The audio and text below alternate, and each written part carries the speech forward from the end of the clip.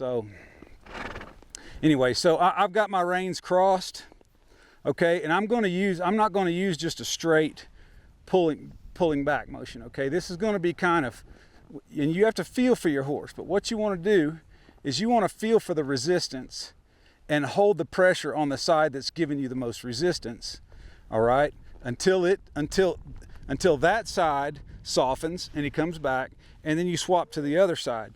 It's not really this motion, it's more like, okay, this side's stiff, and so I'm going to hold slight pressure on this side until I feel it soften, and then I can swap to this side, right? And so what you're doing is you're bringing those shoulders back individually, right? I'll sit. I feel like he's a little stiffer on the right side and his hip cocked off to the right. And so I'm going to use my right leg in the number 3 position to push that hip over. And when I feel him sort of soften on both sides, okay,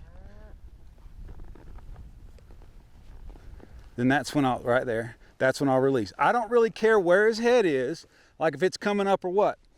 If I feel like he gets soft and his rear end drops, when his rear end drops and everything softens, that's when I release, because that's what I'm looking for. I want his rear end to drop and him to start pushing off of it, right? I want him to push those hocks down and let his rear end do the work here.